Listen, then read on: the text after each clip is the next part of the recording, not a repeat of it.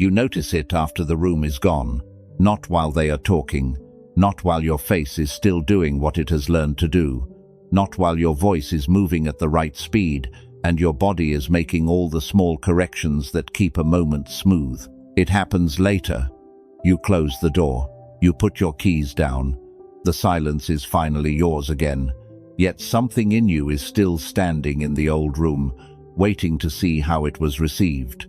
Your shoulders stay slightly raised. Your jaw is not fully loose. You sit for a second longer than you need to, and without thinking, your hand goes to your phone. You tell yourself you are checking for information. That is the polite explanation. But information is rarely what you are really after. You are looking for a feeling, something that tells your nervous system the social world is still arranged the way you hoped it was. One message, one reaction, one sign that the version of you that just went out into the room landed correctly. You unlock the screen, scroll, lock it again, then open it once more as if the first glance did not finish the job. If someone watched that from the outside, it would look harmless, small, forgettable, ordinary. That is why the damage survives. Most of the deepest losses in a person's life do not enter wearing the costume of danger. They enter looking normal. A second message, a softer opinion, a joke used to dilute something true, a laugh that came too quickly, a silence you could have left alone but did not. You do not call that self-betrayal. You call it maturity. You call it knowing how to get along. You call it emotional intelligence. Society rewards the person who can read the room, adjust tone, reduce tension, and make everyone else feel comfortable without forcing anyone to confront what the adjustment costs. That is the misunderstanding. People think the danger begins in obvious moments. The insult, the rejection, the cold shift in someone's face, the delayed reply that confirms your fear. But by the time another person can move you with almost no effort, the real work has already been done. The structure was built much earlier, in smaller moments, when your mind kept learning the same lesson. Tension rises. You adjust. Relief follows. Tension rises. You move first. Relief follows. The brain does not need a speech to build a dependency. It only needs repetition. Enough moments where uncertainty appears and self-editing makes it go quiet. That is why attention is so deceptive. It feels heavier than it is. You think being seen makes something more real. You think being noticed confirms value. You think if the room reacts, then your place inside it becomes clearer. But attention has never been truth. Attention is reaction, and reaction is a cheap substitute for self-worth because it arrives quickly and leaves quickly. It calms the system before the system has to build its own stability. That is why people confuse it with peace. It is not peace. It is temporary relief from the question beneath the performance. And the question is always more intimate than people admit. Not, do they like me? Not even, did I say the right thing? The deeper question is simpler and more humiliating. Am I still enough when no one is confirming me? That is the nerve hidden underneath so many ordinary social habits. You do not only want to express something, you want to know what that expression means about you after it passes through other people's minds. So, even when the conversation ends outside, it continues inside.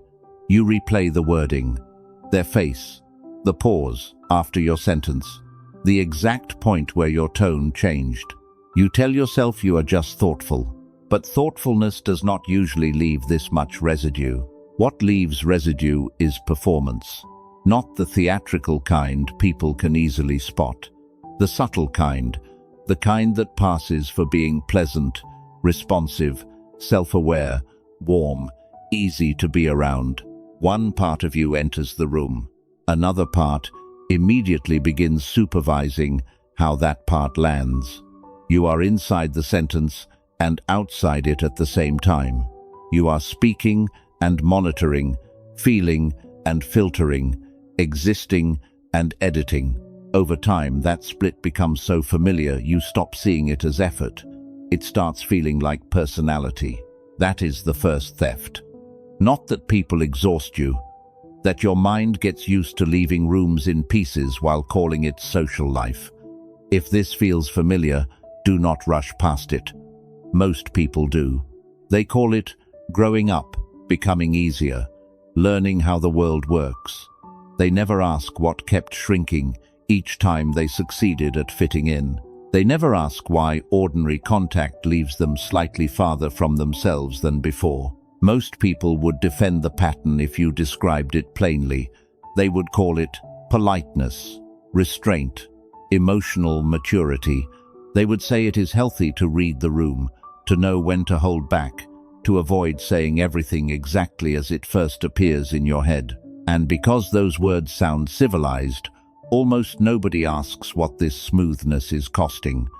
You tell yourself the same story. You think you are being kind when you explain your intention before anyone even misunderstands you. You think you are protecting the bond when you become easier to digest the moment another person grows uncertain. It is not that, or at least not only that, because real ease does not leave this much residue behind.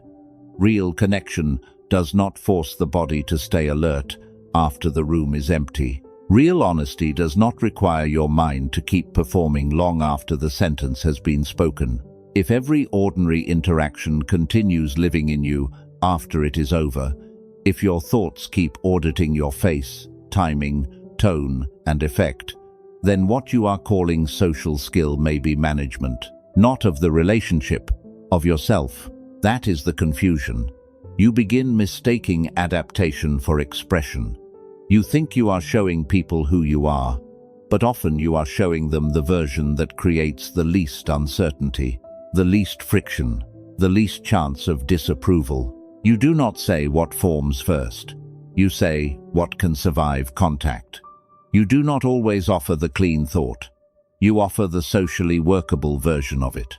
And because everyone else is doing some variation of the same thing, the whole exchange gets misread as authenticity. Then a reaction shifts, and the mechanism becomes easier to see.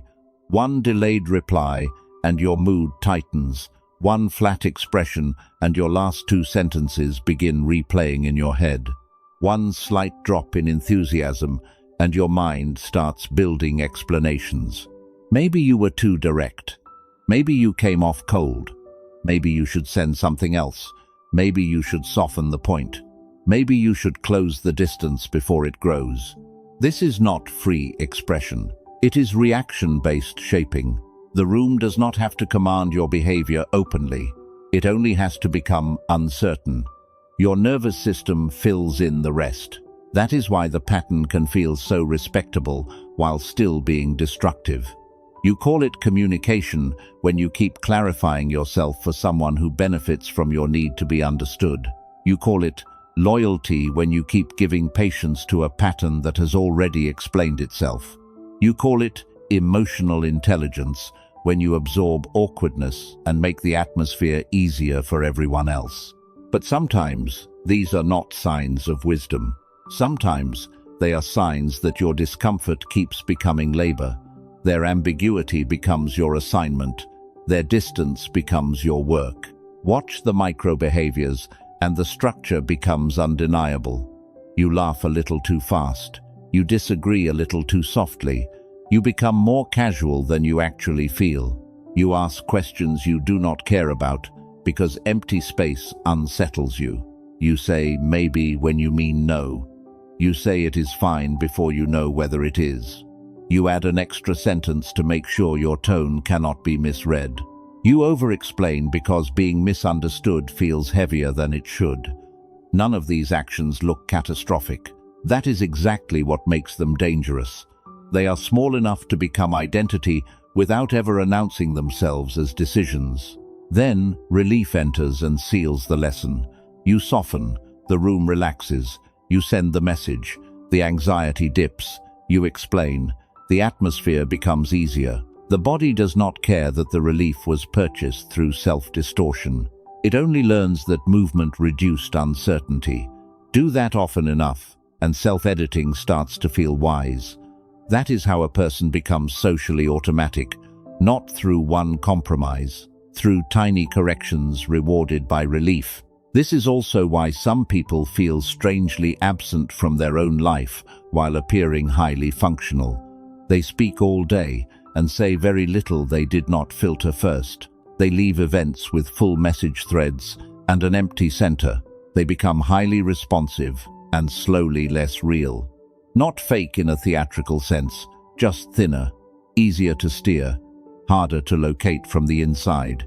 People assume destruction must be loud, but some of the deepest changes happen while others describe you as pleasant, easygoing, thoughtful, good with people. The reward is what hides the damage. A smoother moment, a quicker reply, immediate relief. So the pattern repeats, not because you are dishonest, but because relief is persuasive. Once the mind confuses relief with truth, it can spend years calling the process connection, while its real voice gets quieter every time it enters a room. If this is landing, hold it there. The next layer is harder because it does not only concern behavior. It concerns what that behavior is teaching your identity to become in silence. It usually begins with something small enough to defend. A second message sent too soon because the first one felt too exposed. A joke added after a serious point just to soften the edge. A quick smile when you were not actually amused. A sentence that changes shape halfway through because you noticed a face tighten.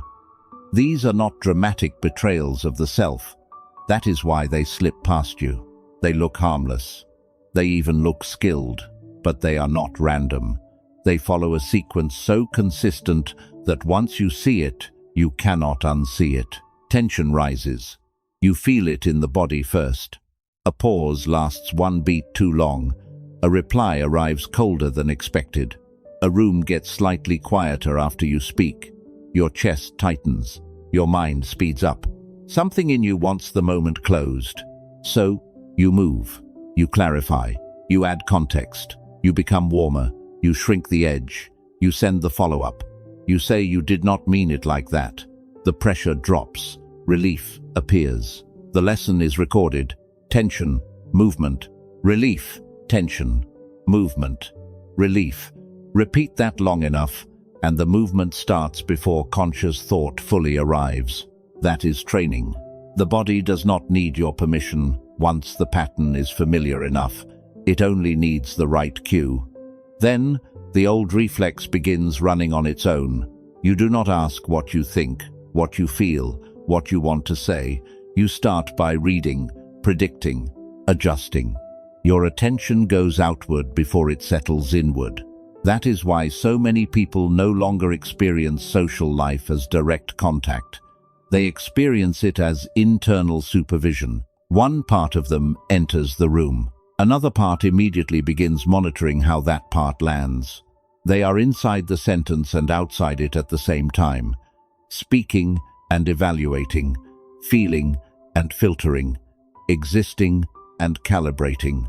That split has consequences. A reactive mind becomes easy to map. It reveals what unsettles it, what speeds it up, what makes it overextend, what makes it seek repair. You think you are just being honest, just being caring, just trying to clear the air. Underneath, another message keeps getting delivered. If uncertainty appears, I will move first. If the energy cools, I will work harder. If something feels off, I will carry the pressure of resolving it. That message is expensive.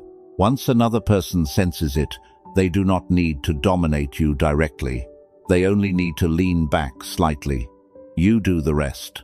This is why urgency matters more than emotion. Emotion does not weaken a person by itself. Urgency does.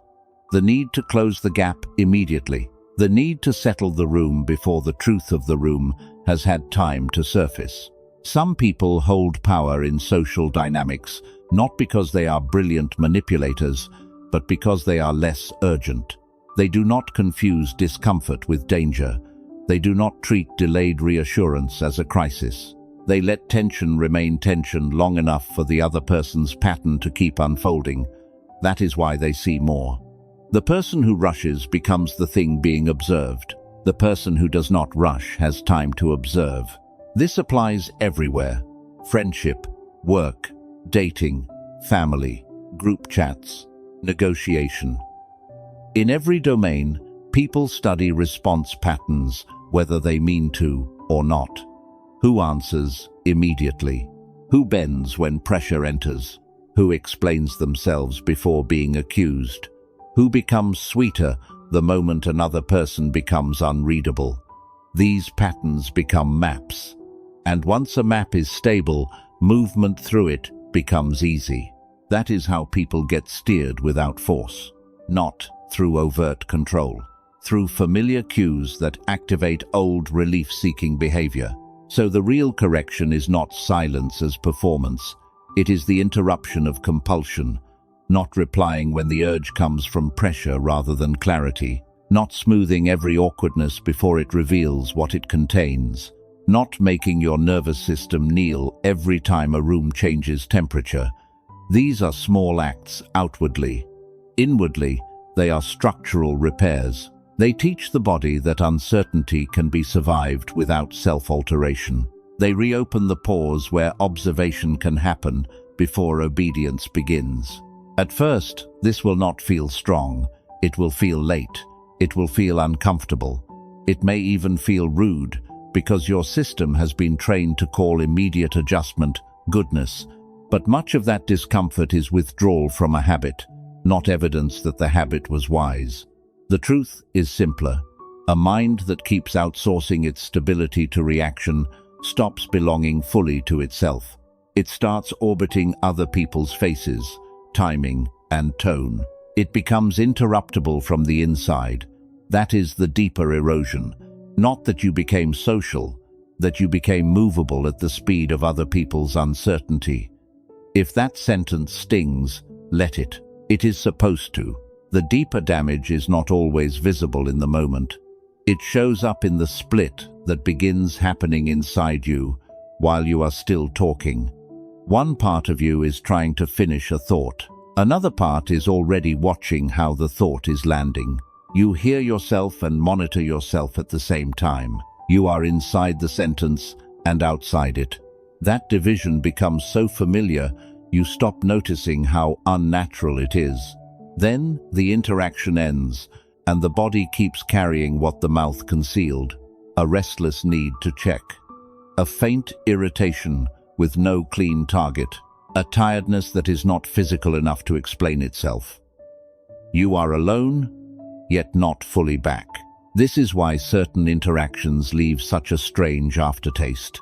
Nothing obvious was wrong. No one attacked you, no one humiliated you, and still you leave with a quiet discomfort that is hard to name.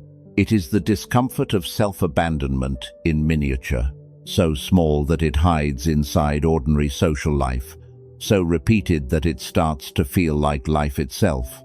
You did not do it once. You have done it enough that it feels normal. Enough times that you already know which tone keeps people relaxed. Enough times that you can sense disapproval before it is spoken and adjust before it arrives. Enough times that you can leave a room remembering their face more clearly than your original thought. That is exposure. Not someone accusing you, just the pattern becoming too clear to deny. You know what it feels like when you send the extra text you did not need to send. You know the moment when you explain a point that was already complete because silence made you uneasy. You know the instant after a joke lands badly and your whole body tries to repair the room before your mind catches up. These are not random habits. They form a way of being. A mind that keeps checking reaction stops belonging fully to itself. It becomes divided between what it experiences and what it predicts, between what it wants to say and what it thinks will pass safely.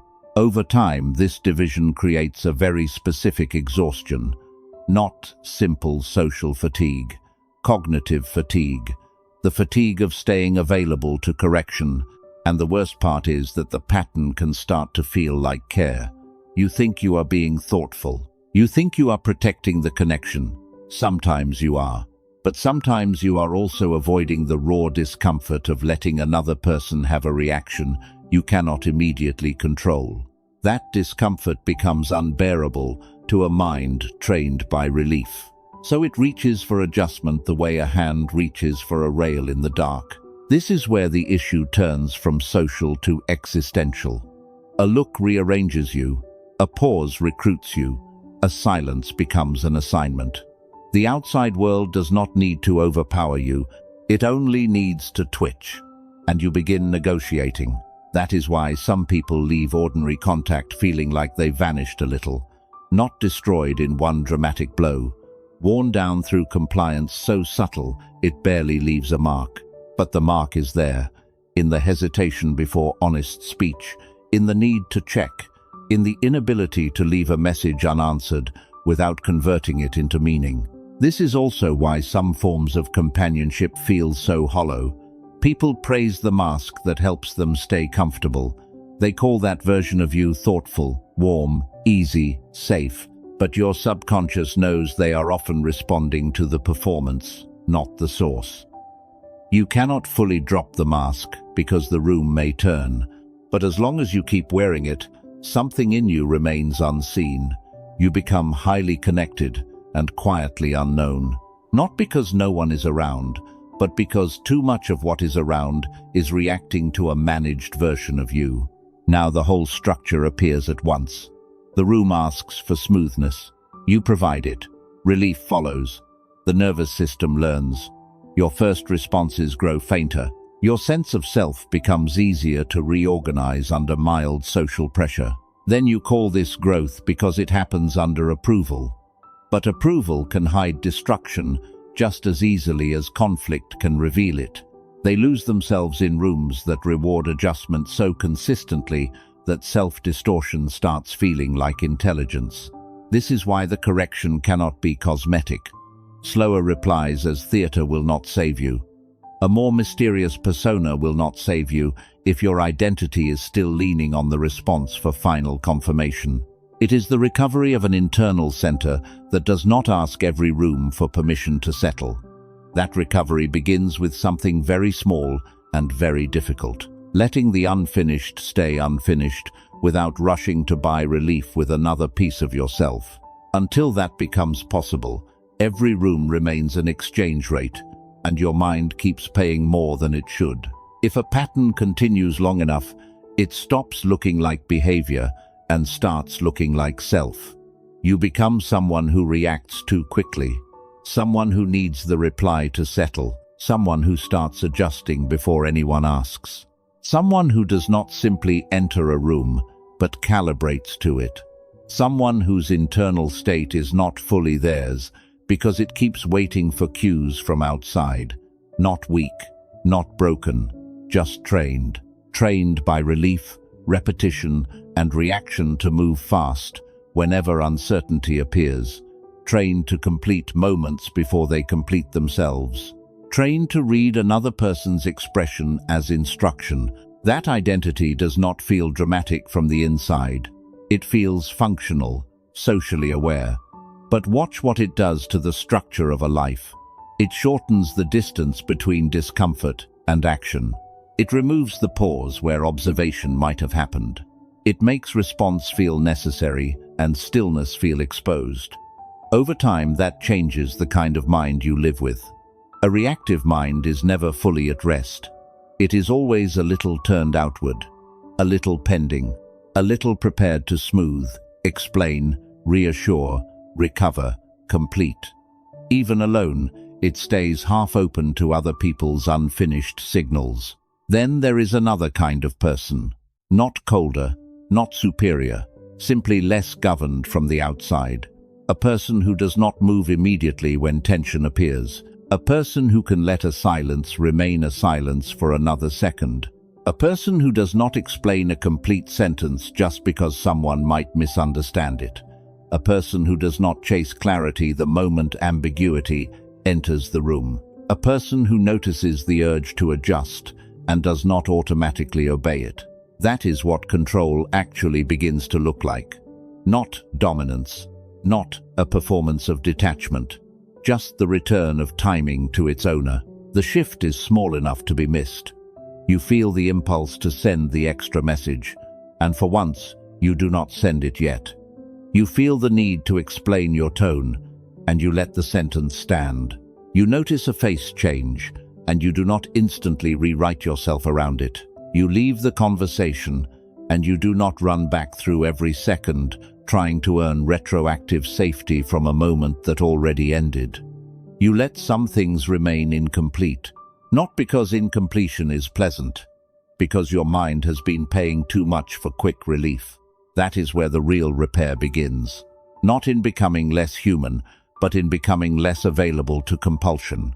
You still feel, you still care, you still notice, but the old reflex no longer owns your timing. The room no longer gets instant access to your structure just because it changed temperature. And once that starts happening, another truth becomes difficult to ignore. Much of what once felt like connection was sometimes only regulation. Much of what felt like honesty was a request to be interpreted correctly. Much of what felt like devotion was fear of being replaced. As those illusions fall away, a certain kind of pain recedes with them. Not all pain, but the pain of living with your center outside yourself begins to loosen. Then the title stops sounding like a tactic and starts sounding like a diagnosis. The problem was never only the conversation, it was how much of you kept leaving with it. Not once, repeatedly, quietly, enough to become normal. Enough that being seen began doing work self-worth had not yet learned to do alone. That is why the correction has to remain simple, a thought that stays in its original form long enough for you to hear it. A silence that does not get repaired. A message not sent. A reaction not obeyed. No grand speech, no dramatic ending, just less movement. Less bargaining with uncertainty. Less reflexive surrender of self in exchange for relief. And when that becomes possible, even for a second, something undeniable becomes true. You are no longer being shaped at the speed of other people's reactions. You are no longer living on summons. You are no longer treating every shift in tone like a command. You can still be misunderstood, ignored, admired, left, chosen, misread. But those things stop deciding who gets to exist inside your own mind. That is the quiet beginning of sovereignty. The real kind. The kind where your inner state no longer waits at the door of someone else's response before it grants itself permission to settle. If some part of you already knows this is true, do not rush to turn it into a lesson. Just notice the shape of it. The old pattern was never powered only by other people. It was powered by how quickly relief could buy your cooperation. Once that purchase stops working so easily, the whole structure weakens. What remains is quieter than drama and stronger than performance. A pause. A mind that does not leave home so fast. A life that does not keep handing itself over every time the room becomes uncertain. That is enough for now.